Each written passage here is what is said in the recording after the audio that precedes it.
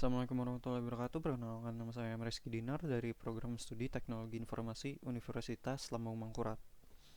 Di sini saya akan berikan konstruktif feedback terhadap review buku yang ditulis oleh Ahmad Malik Fajar Putra Samsi. Jadi title reviewnya di sini adalah review buku opini ilmiah dan perbandingan antara buku Kotlin in Action Second Edition dengan sebuah video YouTube. Jadi section pertama dari review inilah review bukunya sendiri. uh, Inti dari reviewnya ini adalah bukunya ini membicarakan definisi apa itu Kotlin dan motivasi kita untuk menggunakan bahasa tersebut. Uh, Kemudian buku ini juga membahas sampai ke higher order function dari Kotlin di akhir chapter dari chapter 1. Kemudian untuk bukunya sendiri, benefitnya itu salah satunya adalah penjelasan di bukunya ini terasa berstruktur. Jadi pembaca itu bisa membaca secara bertahap. Jadi harapannya itu ditulis di sini bahwa pembaca akan bawa ilmu yang lebih mendalam tentang Kotlin. Uh, Benefit lainnya dari buku Kotlin in Action ini adalah demonstrasi kode di chapter 1 ini. Jadi di awal chapter itu dikasih semacam kode snippet gitu, kode pendek dari Kotlin supaya membantu kita memahami sintaks dasar dari Kotlin. Jadi pembaca itu di awal-awal bisa memahami uh, gimana sih sintaks dasar Kotlin itu, dan bandingkannya dengan bahasa lain kalau programmer itu sudah menguasai bahasa lain. Jadi untuk section review ini saya secara besar setuju. Jadi iya, buku ini membicarakan definisi Kotlin juga sampai higher order function, dan Kotlinnya ya emang terasa terstruktur juga, visualisasinya juga membantu. Tapi untuk dari saya sendiri, uh, saya ingin menambahkan bahwa saya ingin merevisi bahwa uh, ini ya hal yang mengatakan bahwa materi terakhir dari buku ini yang di higher order function itu sebenarnya kurang tepat, karena untuk section terakhir dari chapter 1 itu poin 1.5 membahas tentang tooling dari Kotlin, yaitu alat-alat yang bisa dipakai untuk melakukan development Kotlin. Jadi ini mencakup environment-nya yang mendukung Kotlin, yang dimana kita bisa menggunakan Kotlin environment-nya. Kemudian juga mencakup compiling.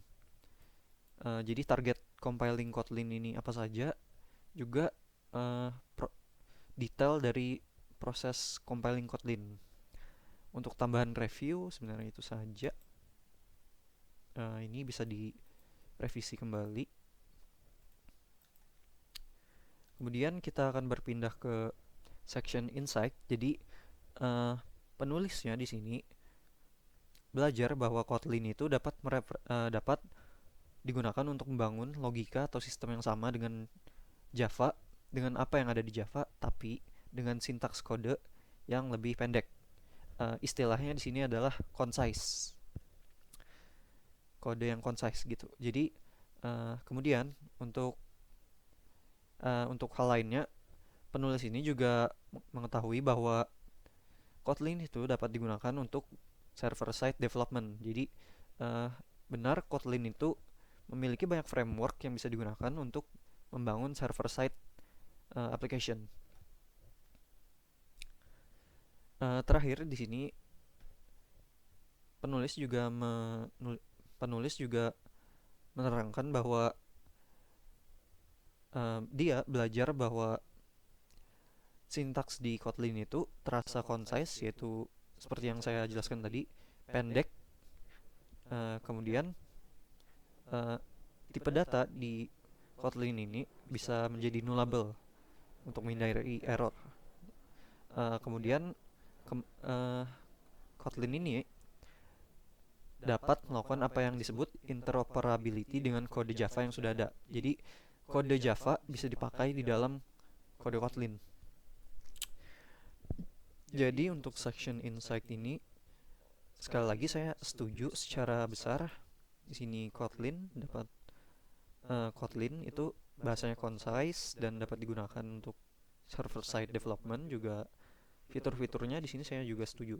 Namun apa yang ingin saya tambahkan adalah di sini saya tidak melihat penjelasan tentang salah satu fitur yang kuat dari Kotlin, yaitu coroutines.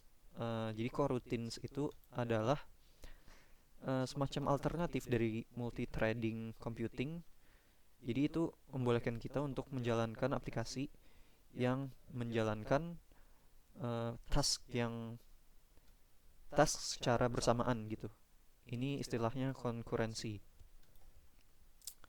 Untuk insight, feedback saya sebenarnya itu saja. Kita akan berpindah ke section opini ilmiah. Di sini opini yang dimiliki oleh penulis, yaitu Ahmad Malik Fajar Putra Samsi, di sini adalah apakah bahasa yang concise otomatis lebih produktif bagi developer atau justru bisa mengorbankan keterbacaan. Jadi riset yang dilakukan oleh penulis di sini adalah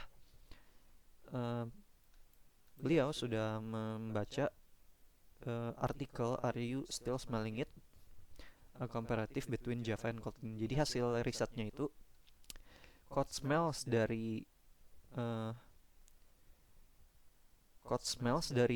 Kotlin itu cenderung lebih sedikit dari kode yang ditulis di Java. Jadi untuk argumentasinya sendiri, apakah bahasa yang concise itu lebih produktif bagi developer, itu menurut saya bisa dijawab dengan penjelasan singkat, yaitu ya, bahasa yang concise itu lebih produktif untuk developer. Jadi untuk pembuktiannya di sini saya akan melakukan demonstrasi langsung. Jadi misalnya kalau di Java itu untuk melakukan printing kita menuliskan system.out.println. Di Kotlin kita hanya perlu menuliskan println saja. Terlihat bahwa kita tidak perlu memikirkan detail seperti di Java. Kita hanya tertarik dengan fungsi yang ingin kita pakai. Menurut saya itu menurunkan mental thoughts ya. Saat kita melakukan programming, kita jadi hanya berfokus ke output dari suatu fungsi. Itu bisa meningkatkan produktivitas menurut saya. Jadi untuk counter opini saya itu saja sebenarnya. Kemudian di sini ada perbandingan antara buku dan video. Jadi di sini videonya itu kalau nggak salah dari Codeflow.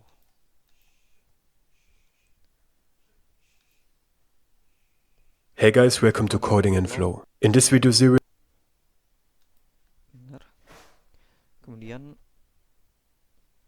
untuk di videonya ini kurang lebih mencakup apa yang dibahas di chapter 1 di buku ini.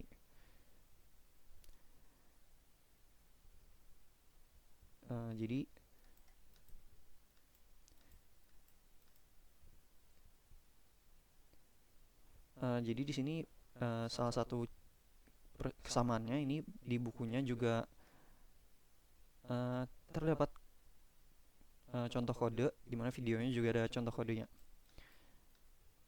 Di sini juga tujuan videonya hampir sama dengan buku, yaitu meyakinkan orang agar mulai tertarik belajar dengan Kotlin. Ini sama dengan penjelasan di atas tadi, yaitu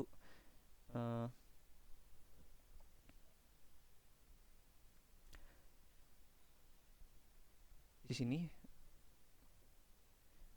ada mengapa harus menggunakan Kotlin. Jadi itu motivasinya juga tertulis di buku Kotlin in Action.